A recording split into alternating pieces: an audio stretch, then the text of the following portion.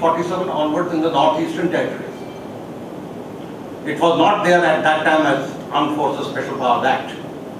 Nobody noticed it for the first 30 years, that what the armed forces were doing there.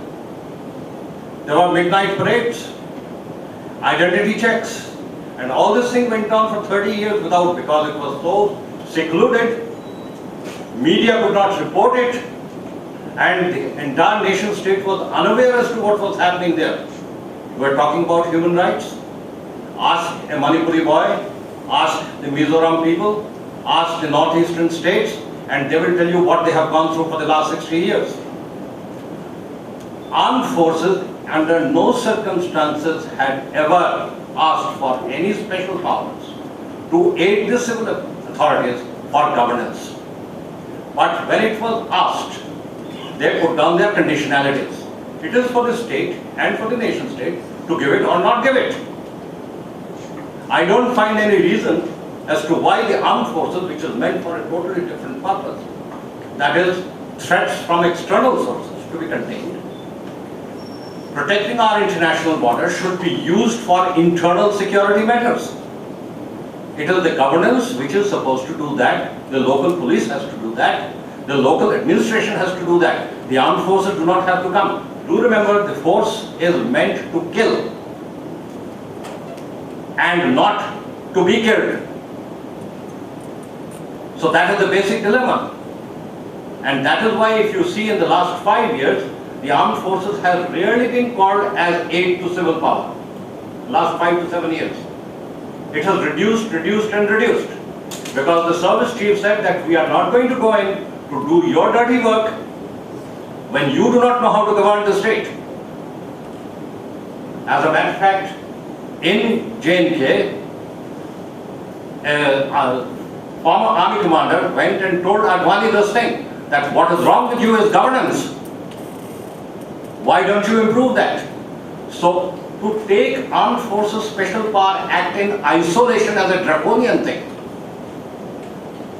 as a taken thing, is totally different than what it is supposed to be. Now the question of the RTI. There has been a long debate for the last 20 years in the armed forces itself that should information be divulged or not. And it has now come to a point where they are saying yes, information should be given, and we have to define what is national security secret, which cannot be divulged. To me, if you ask me, the only aspect which is supposed to be secret is intention. You cannot hide 2 divisions of army, but you can certainly hide what it is going to do. So it is the intent which is the part of secrecy and not the physical level of the armed forces. So what is happening in any formation is not supposed to be secret at all. And there is no reason as to why it should be secret. There is a debate going on, and very soon you will see there is the Armed Forces Tribunal which has come up. Because they are saying that every case that comes in the army and an officer is aggrieved runs to the Supreme Court. Now that has to be stopped. You cannot function an army with a person going to the Supreme Court at the drop of a hat, I have not been given promotion. Which includes even such absurd thing as date of birth of a service chief. Right? Now, what is a state? A state, a nation state as it is known as, is a geographical area where diverse population from different ethnic, religious and other aspects have common hopes, common aims and common goals bound by a single constitution. Those who agree to it forms a nation state. That's why the constitution is so supreme. So when you're talking about a nation state, it is this aspect that you have common goals, common hopes and common aims. That means there's a commonality in national interest. My peers and others say, oh, national interest is different for me and different for you. It cannot be. If you are within a nation state, there is a single national interest. That is to protect its core values and protect its civilizational preconditions. That is the national interest. Now, as I went through this whole 2 days, I found that media has been too loaded, as he said, with too many responsibilities without being trained for it. I'm shocked that there is no central agency of training journalists. And if you are not trained, you do not know how to do research. And if you don't know how to do research, you cannot come to a conclusion which is legitimately balanced and holistic in nature. One doesn't have to have a PhD to do research. Research is trained over a period of time. How do you do it? Lord Curzon made the maps of Ladakh 100 years back. He was not a trained surveyman, but I still use the same maps with the trig heights in 1962, and they were more accurate than our Survey of India maps. What I am trying to say is that you require training, which is most important, which is lacking. The second thing is I find is there is a trust deficit. Truth as it is, truth as the reporter sees it, and truth what the state wants to see it as. This is the most interesting thing. How is it that every time a war is fought between two nations, the two armies also have their war history? There is no compilation error as to what happened there. It's the biggest conflicts that take place. Largest number of people died there. How is it that there is no distortion and no Babu can change those figures? That means the media as a whole is not organized as a sector. That requires to be organized, and that has to come from within. No one from outside can make you do that. You have to do it yourself. Nobody is going to empower you. Nobody is going to give you the space. You have to take out the space out of the system and find a place where you can operate truthfully as you see it. As a matter of fact, media has got a major role in nation building. If the media is not there, a common man will not be able to get what he requires to know and what he ought to know. Last, the training part has to be at various fronts: social, psychological, economic, etc. Somebody talked about PSYOPs and propaganda this morning. PSYOPs, or psychological warfare, or as it was known in propaganda during the Second World War, is a major investigative process these days. And it is about time that media becomes a specialist in PSYOPs. That is their role that ought to be there. They are the keepers of the conscience of these people. That's how I see it. If the media is not going to do that, we are lost as a nation state. There is no power which can save us from the calamity that is going to come. Because all other forces have certain amount of destructive elements in it. Media is the only last independent body still prevalent in any democratic form. Please don't lose the opportunity to become the fourth pillar, as you say. That must not be lost sight of. And if you take care to train yourself, research well, there is no reason that which Babu can come and say, no, don't publish this. I would like to see which Babu says that. I hope that this will make some sort of recommendation when you people get together.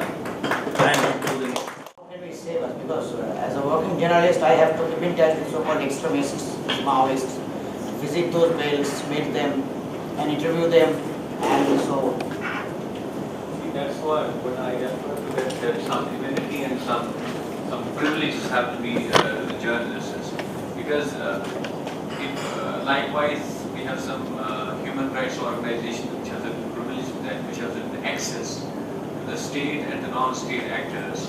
Similarly, there can be legal sanctity attached to the journalism and to this field, that where that they are immune, that everybody recognizes, the state recognizes, the non-state actors recognize, especially they talk about in terms of conflict, they recognize the role of a journalist. So that's why how the protection can be attached to the journalist. That's what I was probably referring to. No, I mean the UAP has many provisions. Sorry? I mean, the UAP has many professions, and See. especially they are quite critical about also the sympathizers. So that's what important, I think.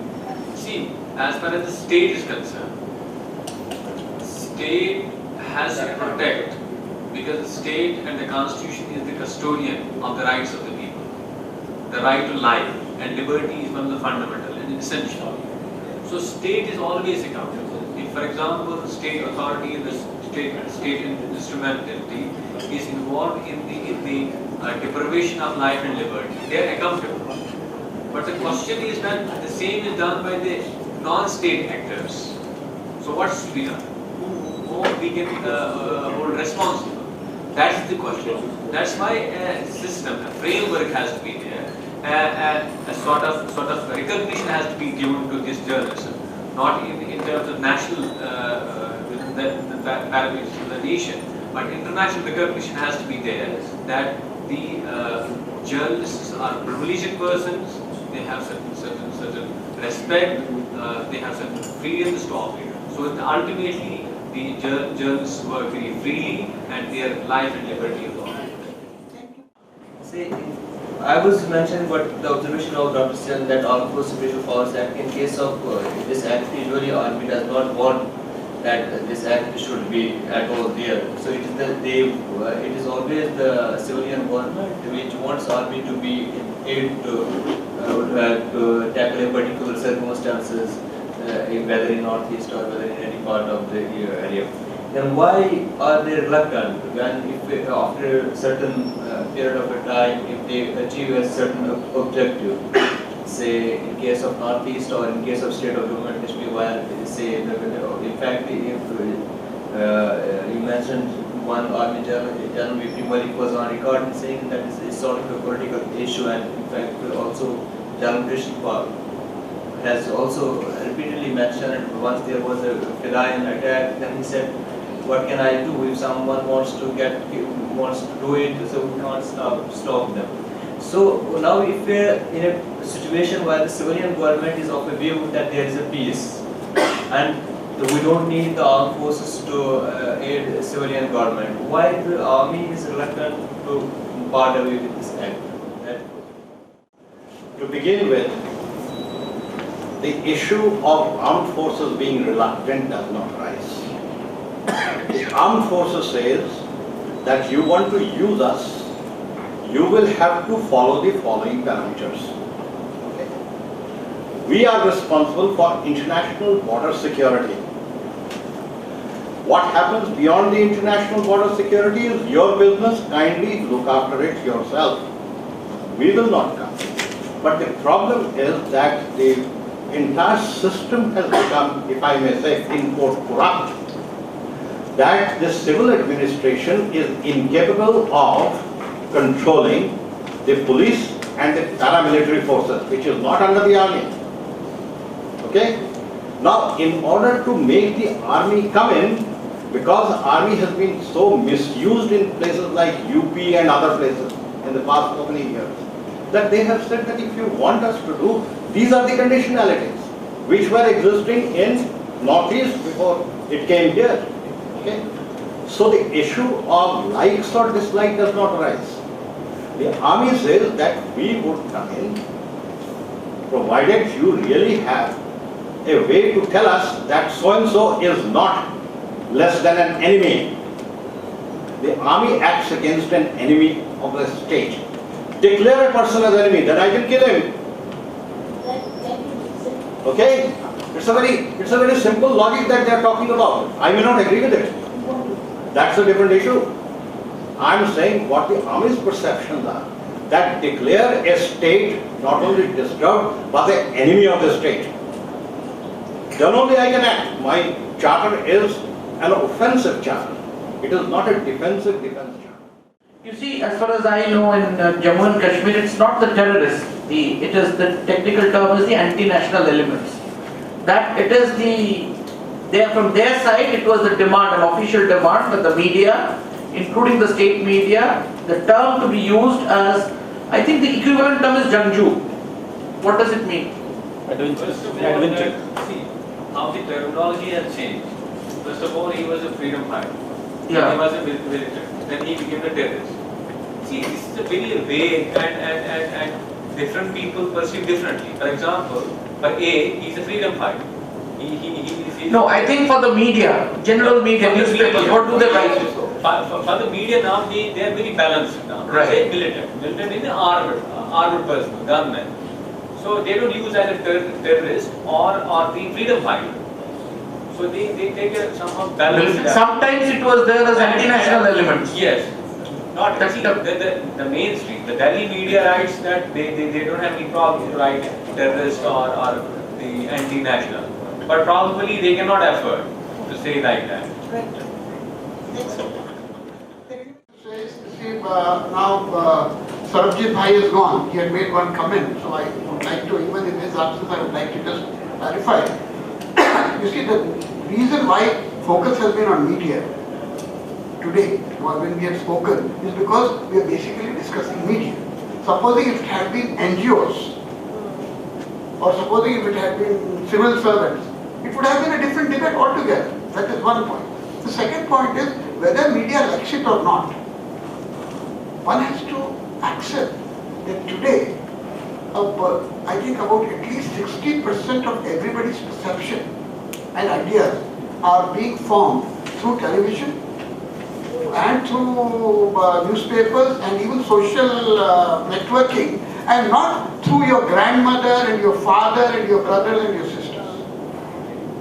So that is where the role of media in creating all these frameworks, whatever framework is being formed today, even values which are being formed, are to a large extent being formed by the media and not by the family. Let us recognize this fact.